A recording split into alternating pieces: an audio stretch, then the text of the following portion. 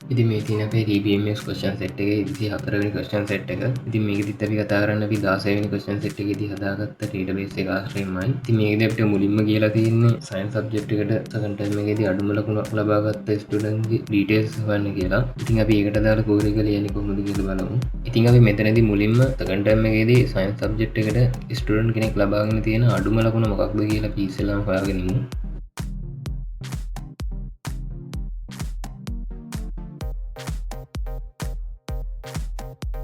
ඉතින් අපිට අඩුම ලකුණ මේ විදිහට ලබා ගන්න පුළුවන්. ඉතින් අපි මේ අඩුම ලකුණ ලබාගත් ස්ටුඩන්ට් ගේ ස්ටුඩන්ට් ID එක මොකක්ද කියලා අපි මාක් රෙකෝඩ් ටේබල් එකකින් ගමු. ඉතින් අපි ඒකට අපේ මේ දැන් ලියාගත්ත query එක සබ් query එකක් විදිහට පාවිච්චි කරලා අපි අවශ්‍ය result එක ලබා ගමු.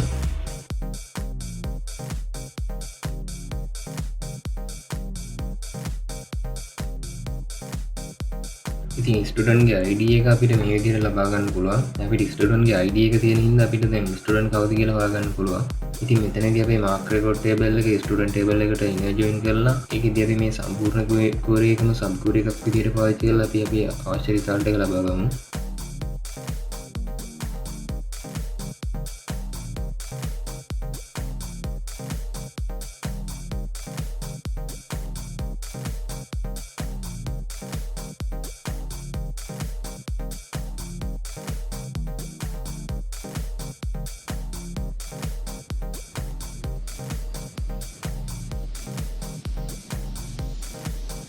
ඉතින් අපි ලියාගත්ත query එක execute කරාම අපිට මේ වගේ result එකක් ලබා ගන්න පුළුවන්. ඉතින් මෙන්න මේ data ටිකට අදාළ අඩුම ලකුණු තියෙන ස්ටුඩන්ට් ගේ details තමයි ඉල්ලන්නේ. ඉතින් අපි ලබාගත් ස්ටුඩන්ට් ගේ ස්ටුඩන්ට් ID එක STU003. ඉතින් එතනදී අපිට බලා ගන්න පුළුවන් අපේ query එක හරි කියලා. ඉතින් දෙවෙනි ප්‍රශ්නේදී කියන්නේ අපිට 2023 තුන්වෙනි මාසේ 15 වෙනිදා තිබ්බ exam එකේදී science subject එකට ලබාගත්ත ලකුණු ascending order එකට පෙන්වන්න කියලා. ඉතින් ඒකට අදාළ query එක ලියන්නේ කොහොමද කියලා අපි බලමු.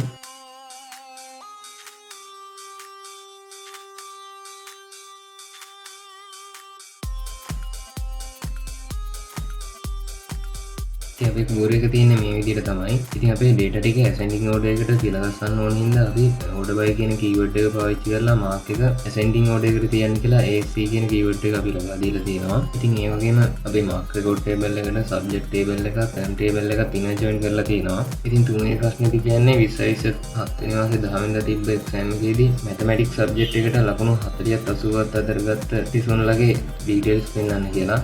ඉතින් ඒකට දාලා query එක ලියන්නේ කොහොමද කියලා අපි බලමු.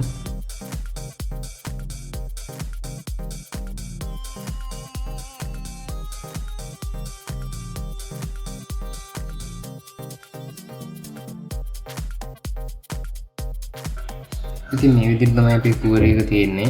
ඉතින් මෙතනදී අපි student table එකට අපේ class table එක image join කරලා තියෙනවා. ඒ වගේම student table එකට අපේ mark record table එකත් image join කරලා තියෙනවා. ඒ වගේම mark record table එකට අපේ subject table එක වගේම exam term table එකත් image join කරලා තියෙනවා. ඉතින් මේකේ condition විදිහට exam date එක සහ subject name එක ලබා දීලා තියෙනවා. ඉතින් මේකේ අපිට ලකුණු 80 සහ 40 අතර හොයන්න කියලා තියෙන හින්දා අපි මෙතන between කියන keyword එක දාලා අපි condition එකක් එක් කරගෙන තියෙනවා. ඉතින් අපි query එක execute කරාම මේ වගේ result එකක් අපිට බලා ගන්න පුළුවන්. ඉතින් අපිට හතරවෙනි ප්‍රශ්නේදී කියන්නේ අපි ලබාගත්ත data ටික descending order එකට replace කරන්න කියලා. ඉතින් අපි මේ query එකම අපි update කරගමු. මෙතනදී අපි order by keyword එක දීලා අපේ mark එක descending order එකට හදාගන්න එක තමයි කරන්නේ. ඉතින් අපි descending order එක ගන්න ඕන හින්දා අපි මේ DESC කියන keyword එක අපි ලබා දෙනවා. ඉතින් අපි query එක execute කරාම අපිට මේ mark ටික descending order එකට තියෙනවා බලා ගන්න පුළුවන්. ඉතින් මේ විදිහට තමයි අපි 24 වෙනි question set එක ඉවරුනේ. අපි ඊළඟට අපි 25 වෙනි question set එකේදී හම්බෙමු.